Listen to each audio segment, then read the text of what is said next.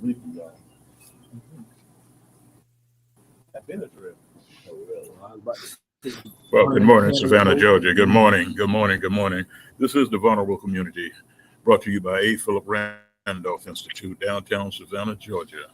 We're here this morning with several guests, and we have Dr. Robert Bryan on one side, and we have Jamal Touré on the other side. We have Reverend Maynard also with us.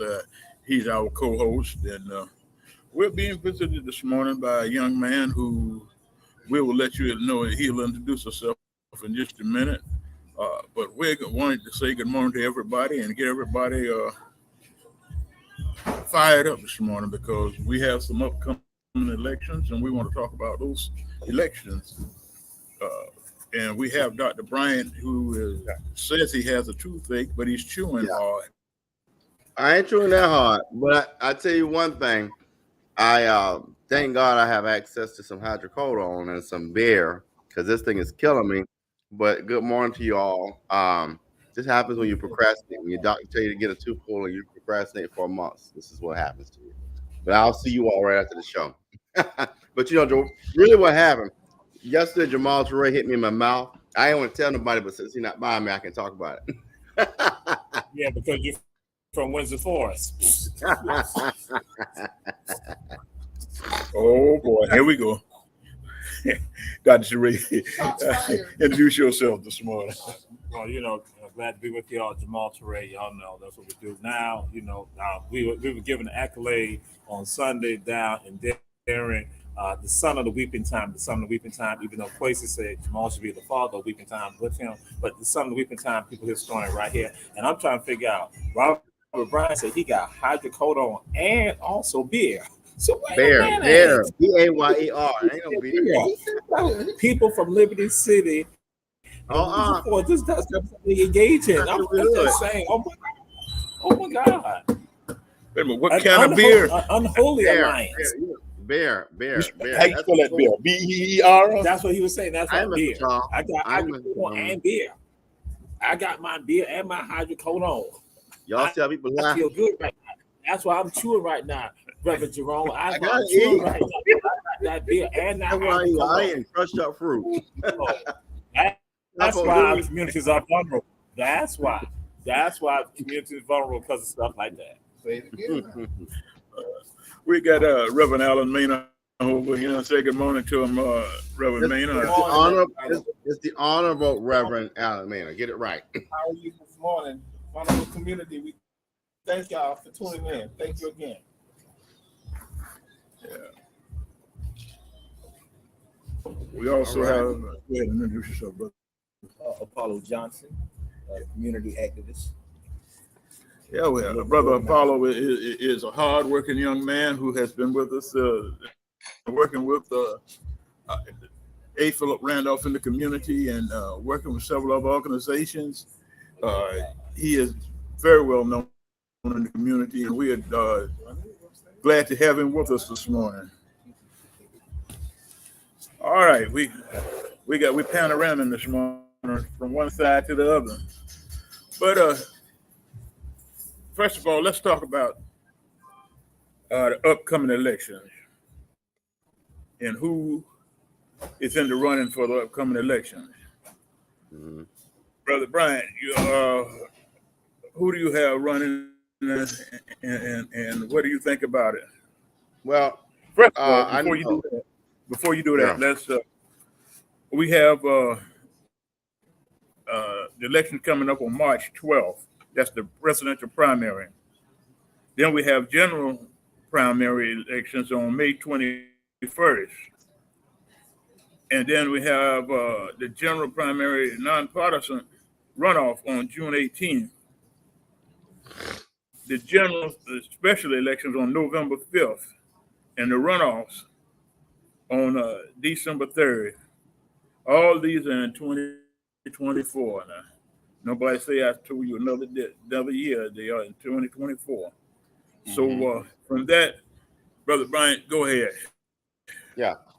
I want to begin with Y'all, excuse me, this toothpick is killing me. But I want to begin with, on this network we have a show called The Political Spectrum that's on Sundays. That's about voter education. So that's a big piece of it all.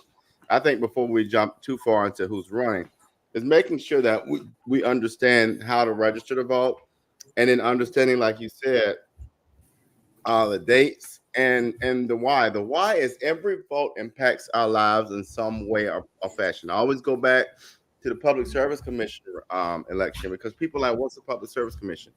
They regulate your Georgia Power Bill. And so you see your Georgia Power Bill continue to increase. That's because you have a board of people that we elect who make a decision on whether Georgia Power can raise their rates or not. So you can see how that small vote, or that one vote, impacts your bottom line. We have some judgeships that are coming up throughout the state, and those judgeships come up, and that impacts your lives in so many ways. So if you get a speeding ticket, or if you have a civil matter, or as we saw yesterday, you have a court of justices make a decision on whether a person can be on the ballot or not. So you got to really think about, do I want to vote or not? The answer should always be yes, because in some way, shape, or form, that particular election, especially local elections, have a direct impact on your life. All right. Now, when we talk about the courts, what do you think? What do y'all think about the Supreme Court decision yesterday? Anybody? Well, I know that. Go ahead. Well, I wasn't surprised. Here you have, and you just spoke, Dr. Bryant, to the importance of the judiciary. So here you have a judiciary that was a third of its members was appointed by a particular individual whose case then went in front of them, and they ruled in his favor. I'm not surprised by the outcome, given the way politics is a quid pro quo in this country. Again, you just harp upon the importance of the local judiciary, because the same way the Supreme Court lays out the law of the land, the local judges decide the law of the local land. And so if you have someone who's adverse to the interests of a certain community, or who does not is not concerned about certain communities as much as others, then when members of that community approach the bench, they're treated differently or adversely. So again, our vote is our currency, and we should be out there cashing in on that and making the politicians, both judicial as well as I would say community, recognize the power of our vote. I'll turn over to someone else.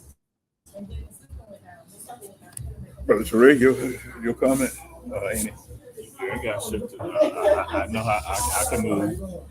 Well, again, just like as Brother Apollo said, one of the things we're looking at a system that is already in place with regard to people still trying to hold on to power. And that again, and people will look out for the person who helped put them in those positions. That's if they have integrity. If they don't have any integrity, then they're going to do what's right. But because, again, it's a system trying to hold on to power, that's what it's about. And that we have to, and I'm saying this right now, to all the people out there who go and say it is okay to support Trump. It is all right to support Trump. And even last week on one of the shows, someone conveyed that someone else said Trump is not racist. And say, listen, look at Charlottesville. But then I say, let's go back to Central Park 5. That again. So this is a person that still associates with groups of people who are opposed to our best interests. Now, what comes down to me with regard to that decision, yes, he's allowed to stay on the ballot, but then it still comes down to us voting and understanding that we vote in our best interest. It is not in our best interest, and people are going to say the economy. Guess what? The economy did not rise based on Trump. It wasn't because of that. It was because the other things have been in place. And even now we look at some of today that is still, it is not as some people the naysayers out there saying. So again, what it comes down to, it is not about us getting crumbs off the table, a few of us, and then the masses of us starving, because that's what happened. I tell folks, black folks in particular, they're going to spit the same madness out about the economy. And I said that sometimes the ones who are saying are the ones who already got some benefits anyway. But then the masses of the people we are still the ones dealing with the injustice system. We're still with the Inequality about the economic system here. We're looking at social system. We're looking at educational system that again are unequal and not fair. And guess what? And we got decisions being made by judges and justices who are now basically working on the oppression of us. And it's time out for that. And so I'm saying, I'm hoping that folks have enough sense to go out and vote in our best interest collectively, so that way we can stem the tide of this madness, because there still is to rise. He represents for them. It's still the continuation of Caucasian discrimination and supremacy. Well, you've heard it, and you've heard the importance of why we should be going out to vote. It's no reason for a person not to vote. We give you all the information that we can give you. We can let you make an educated decision, so that when you go to the polls, you can make the right decision. We can't vote for friendship. We can't vote for what our boss says. We have to vote for what's right. And when you go out to the polls, don't let nobody intimidate you, because that's what they want to do. By the way, this morning we are doing our show this morning from Kim's Cafe, 714 MLK Boulevard, and we're enjoying the food while we're talking. We Some of us enjoyed it before we talked. And that, but the Alameda great stuff. That's all it is. I don't know why you calling my name, but thank you for the Because Mr. Jerome forgot you, and I think about you often. Donna Ross says that all All of it. publicity is good publicity. And guess what? No, Charlie Brown said all night long. Have mercy, God. I don't know what to say about you, boy. Have mercy. But we see that we have candidates registering and making sure that they're certified for this election coming up. We have so many positions that are coming up. We have judgeships, county seats, Mm-hmm. and we need to start educating folk on what's coming. We have the county commissioner seat that's coming up. Who else we got coming up? Well, all the county commission seats. All the county commissioner seats are open this year. School board.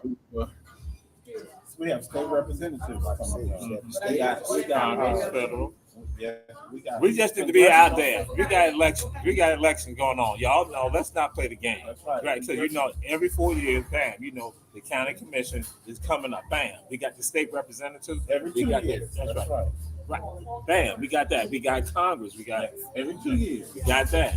right. Then also we got the presidential election this year right here. And some of y'all gonna come out with regards to that. So that's what we got going on. You talk about the judgeships. You get also, I think, water. I think that person. Then you got the board of elections. You got that person on the board of elections. We got those people. We need to be out there. We need to be checking it out right now.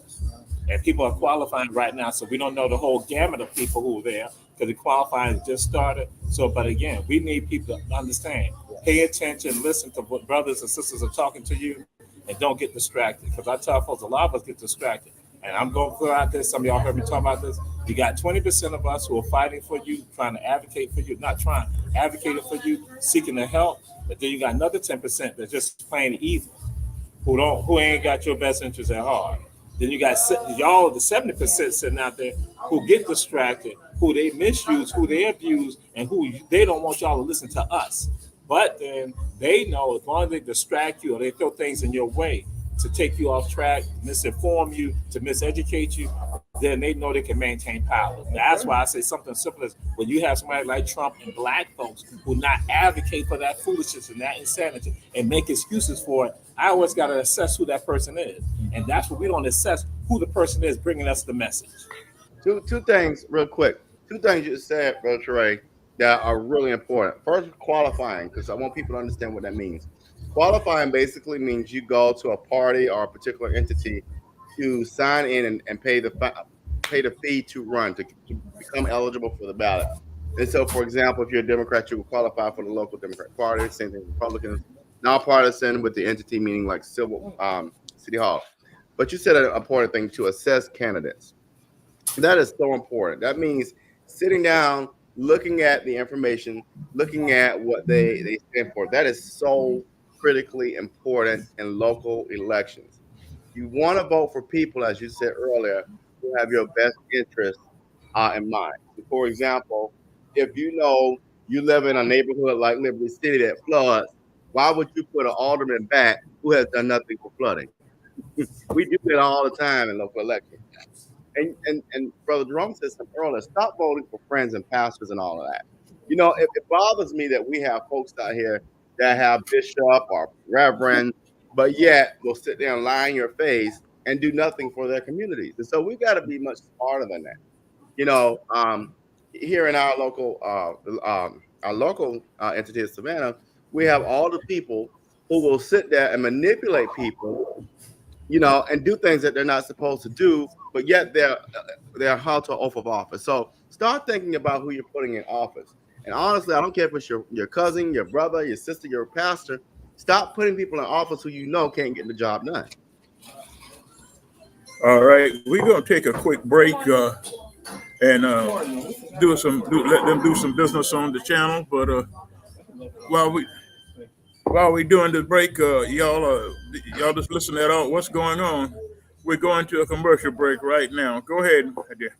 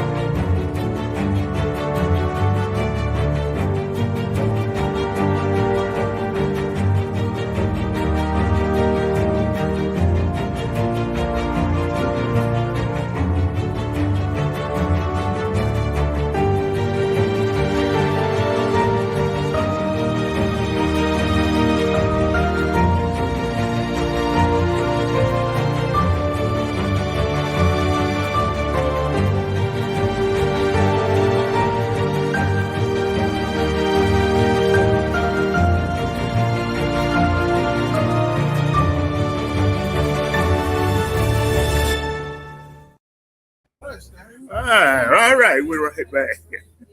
You're excited. Yeah, but all right, we were talking about those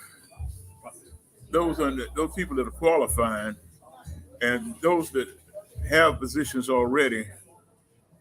But what they don't realize is we're going to come. A. Philip Randolph is going to come up with a new system this year. We're coming up with a scorecard. It's nothing new, but it's new to this area. We're going to come up with a scorecard, and we're going to be telling the story coming down to the elections or who did what and what they didn't do.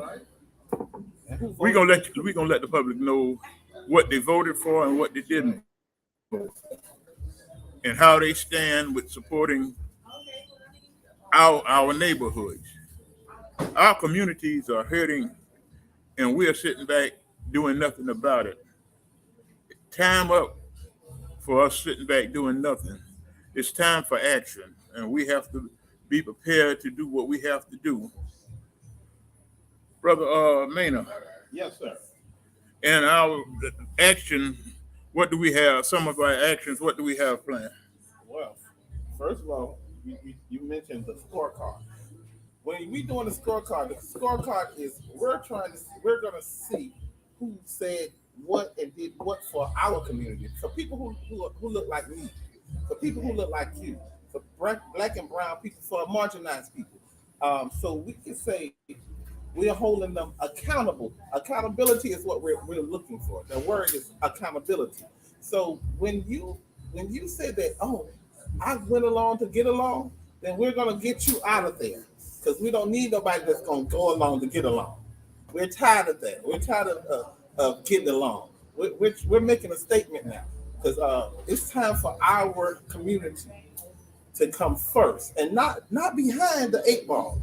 So that's one of the things that the scorecard is going to be doing. Hold Yes, on, right there, right on that point you just said. Go along to get along. yes, Why in the world would we put somebody in a seat to help our conditions in the city of Savannah when we are the majority and we are being treated like the minority, and they go along to get along? These are the folk that we have to get out of the seat. and that's what the scorecard is for. That's what we're going to hold them accountable, and we're getting them out of the way, so we can get some new blood in there. We're going to get people in there who look like us, who's going to fight for us, who's going to fight for a marginalized people. Now, all skin folk and kin folk now, so we understand that. So, but we're trying to get those who are going to go with us, and not with status quo. We're tired of status quo. Brother Dr. Jamal had said that earlier. We're just tired of going along, and we're putting it in place now.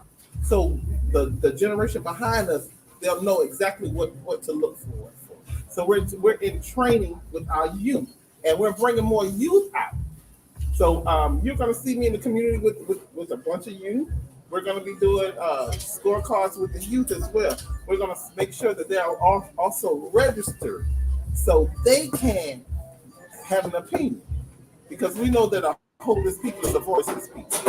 And if you don't vote, you have no hope. If, Well, if I can add to what Maynard was talking about, you were talking about the scorecard, but I just got my thought left my head. But this is the thing. We've got to start saying what's in front of us. Far too long, and this is a nationwide issue. We want to, and I'm gonna tell people, my parents are very diplomatic, very kind people. I didn't pick that trade up. So if you trash, I'm gonna say it out loud that you're trash. And I'm gonna use an example. In so many communities, we want to, don't upset them. Shake the damn apple tree. Every apple will fall on the ground because I'm sick and tired of folk around here stealing money, putting money in their pockets, and there's folk over here hungry. Case in example, and I'm going to say this. We just had rain, and this is an example. Rain in the city of Savannah 2 days ago. Streets across across the city flooded.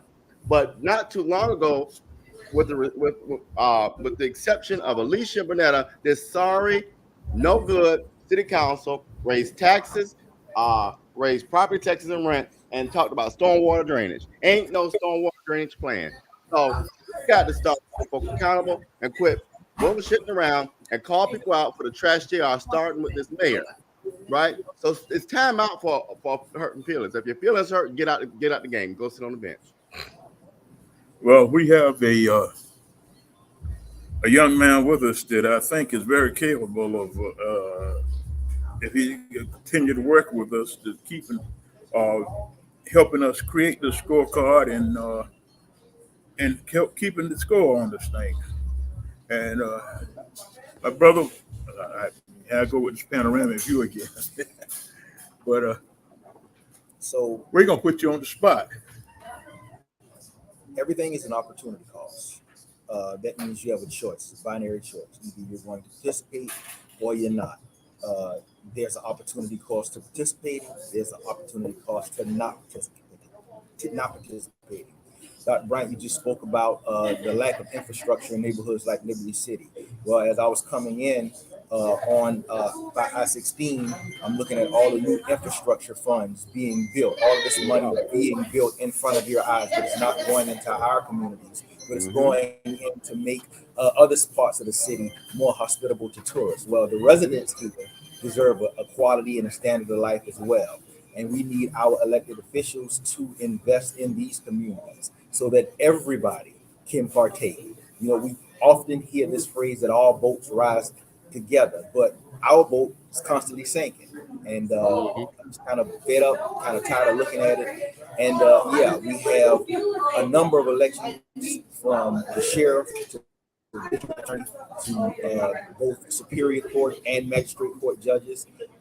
Everyone needs to enlighten us to their position concerning our community if they want our vote. The currency of our vote is valuable, and we demand that you give us something for this currency. That's that's right. And and this my thought came back, Brother Jerome. For everyone who's running for a legal parole, so if it's a judge or if it's a district attorney, I will not vote for anyone in those categories who cannot give a well-defined answer on what they will do to reform the criminal justice system. We have too many of our black brothers and sisters that have gone to jail for stuff that are silly. For example, you're not going to tell me it's okay for Buddy Carter and pharmacists to give out opioids, but you're going to put Pookie and Earl Ray in jail for selling cocaine. That's wrong. That's a hypocritical law. You're not going to tell me all of a sudden, oh, we found the medical benefits of marijuana, but our brothers are sitting in jail. We're going to either reform the criminal justice system or we're not going to vote for people who are not going to help us reform it. It's time out for our people to be in this new system called slavery and called in a jail institution. We got to start by, like you said, brother, holding people accountable. And if you can't give me what to find our answer, then we won't be voting for you. I hear you. We have to look forward to doing some things that we haven't done in this community before. We have to galvanize our community. We have to bring it all together. We have to go and bring all the community leaders into one place and sit down and talk about the problems in our community. We have to present these problems and let them know that we're not taking anything less than what we need for our neighborhood. Like you say, the infrastructure is bad. We have so many senior citizens in our neighborhoods that are not able to do anything for themselves, but they're being penalized by the system because they can't do for themselves anymore. When we have so many people walking the streets, have nothing to do, but then we can't find it in our budget. We can find everything else in our budget, but we can't find enough in our budget to help these poor people that can't do for themselves. And I think that we can make something happen in that area if we put the right people in the right places. Dr. Ray. Well, absolutely. I mean, it's always about accountability also, that we hold folks accountable. We put people in office, we elect people to office, and we don't utilize them. I tell folks that if somebody represents you, you should be able to have that cell number, you should be able to contact them. If you can't do that, then that means that, hey, they're not working for you. And that means that you're not working for yourself, because you should have a telephone number to your elected officials. You should be able to call them. You should be able to let them know, especially on the local level. You should be able to hit them up and let them know when some things are transpiring. But again, it comes down to no accountability to that. And it amazes me that the number of people who run into issues, and they run into issues, and they never think about contacting right now, because we do the county elections right now. They don't think about contacting their county representative. They don't think about contacting the chairman. They don't think about contacting their county representative. They don't think about the school board representative. They don't think about it at all, or their state representative. And they just deal with the issues. And again, that comes down to voter education, understanding you elect them to office not for them to basically get handouts and graft and the mother's milk of politics from lobbyists, but they're there to represent your best interest and to help create policies. So it's about accountability. That's all it's about. It's about you holding folks accountable. It's not for you just to stand on the sideline and act like this is to tell you what to do. You tell your representatives what you want to see happen. Because guess what? Other people do that, but we don't do that. Right.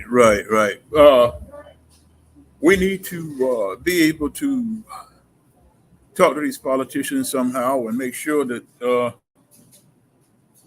if they can't do that ahead of time, if they're not going to be available for the, we need to let the people know ahead of time. This is not this is not who you need, because they can't be available to you. Dr. Maynard, Yes, sir. what are your Well, my thoughts? thoughts are, we already see our children.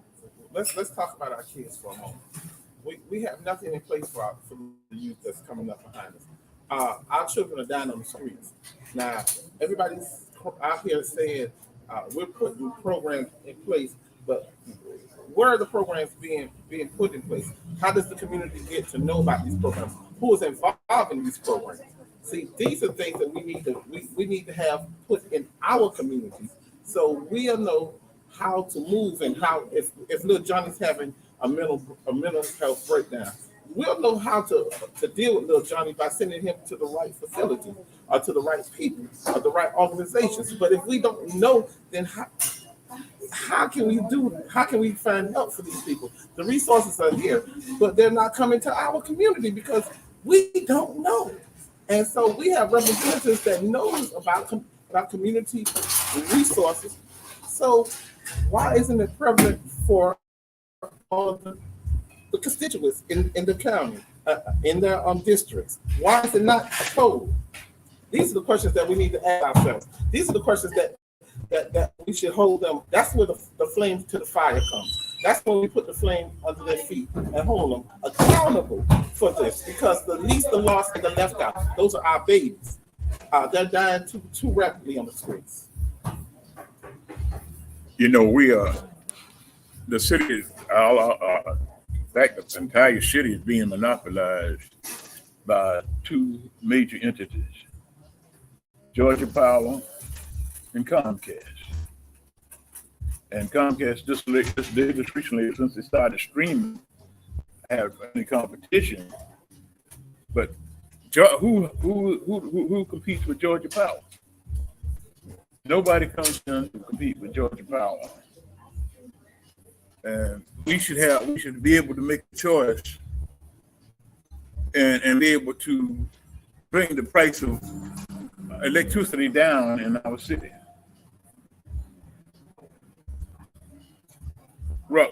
Robert, where'd you go? Uh-oh. Oh, we lost him. My phone is acting up too. Your thoughts on that, Brother Touré? Well, now that's what we need to begin looking at. Efforts with regards to solar, but then also it comes down to elected officials. It comes down to, again, who you elect to the Public Service Commission. That again, the policies. That's what it comes down. I tell folks, it's all simple. It's about you voting. Everyone here has said that it's about you voting. And then it's not just with regards to you thinking just with presidential election. And people have said this over and over, but we gotta say it over and over and over and over again. Your local elections are just important. And that, again, people that you put on the Public Service Commission can advocate for you on your behalf, and they can begin addressing some of it. Then the people you have at the State House, they can also begin addressing some of it also, because State House folks can also, the state representatives, state senators, they can also address some of these issues, and your governor. We don't have that going on this time. But then again, your state representatives are right there. You got to have effective people there as your state representatives. Right. We're going to take another quick commercial break. And then when we come back, we'll be wrapping up very shortly. But we're going to take this commercial break right now.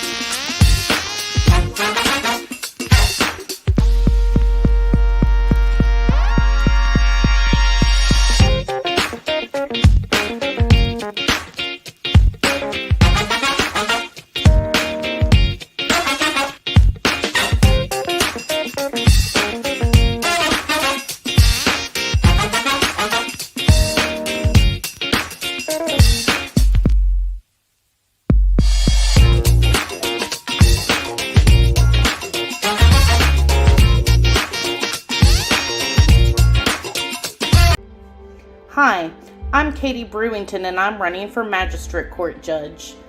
Magistrate Court is often called the People's Court because people represent themselves or are pro se litigants. Magistrate Court handles civil claims up to $15,000, dispossessory proceedings, pre-warrant applications, and good behavior bonds. I'm a great candidate for judge because I have the experience, compassion, and drive to get the job done. I have been a probation officer, a criminal defense attorney, a solicitor, and a municipal court judge, and I will take all of that experience to get the job done. So remember, vote Katie Brewington, May 21st, from Magistrate. Well, we're back. We had the pleasure of being joined by another major player in the city of Savannah, but he's sitting on the sideline saying like nobody gonna see him, and that's Mr. Hall. Robert Bryant got lost. No, I got to come down there because Jamal Touré threatened me. He said if I don't hurry up and get down there, he was gonna do something. So And he changed his clothes. yeah. All right, Robert. We were speaking. We before we went to the break. We were talking about the power struggle in Savannah as far as Savannah Electric and cable. And we asked Dr. Ray gave his statement on it. Now we want yours because we know that Utilities. that's a commission seat. So talk about it for us right quick. Yeah, no problem. So let's go back to that Public Service Commission piece. And so Public Service Commission regulates your utilities, more so around your electric bill. So we know that many of your municipal areas have a Georgia Power situation. And then you have your rural areas or less populated areas that have EMCs, cooperatives. The problem with a number of these things, with power, electricity, it's a monopolized situation, which is not a good thing. If you have a monopoly on a particular service, you do what you want to do. Comcast used to have a monopoly on cable until we start having streaming. So what that does is you're building competition. Anything that doesn't have competition, you'll see that they will continue to rise. The problem I have with Georgia Power is you have a good old boy setup where you pat my back, I pat yours, and there's some benefits and quid pro quo built in that you don't see. So what do we have now? We have what's called Plant Vogel. 7 years ago, Plant Vogel was not operational, but you all were paying an additional $300 a year on your electrical bill for Plant Vogel. And why does that matter? Well, have y'all ever paid for a car you don't drive? I would bet the answer would be no. So why would you pay for a service that you're not receiving? So Georgia Power collecting money, they continue since Daniel and I ran y'all. Georgia Power bills have increased at least a good 30 or 40% for your rate holders. So for people like my mom and dad who are seniors on fixed income, you get priced out. But then you have property taxes increase. So it's a bad situation that we're in. And we just got to put the right people in office who care about the people over the property. Yes, sir. I tell you, all of our elected officers, we see people all day long that they running in and out on the Democratic side, and we have to find who all running on the Republican side. But here's the thing. It doesn't matter whether you're Democrat or Republican, it's who's going to do it for the people. Mm-hmm. You have good on each side and have bad on each side. But my thing is that we put the people in there that's going to do it for our people. Whatever they're in there for, we got to do it so they can do what has to be done for the black and brown community. We don't want to see your feet, Robert. But with that being said, Brother Hall, would you like to have something to say today? No, I'm good today.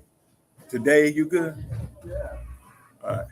We are going to schedule another session like this, but we're going to do it at the Revel, where we can raise sand.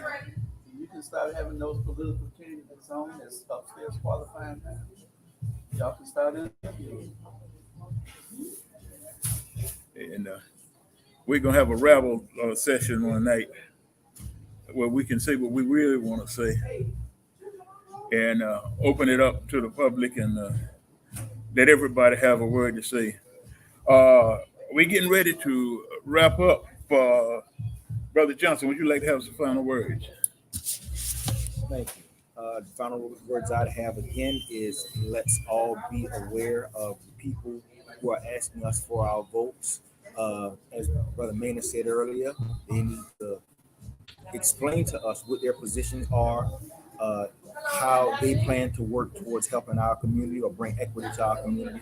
Like Dr. Torrey said, we need to focus on criminal justice reform. We need to focus on equity in this community. And anybody who's asking for our votes needs to speak with us.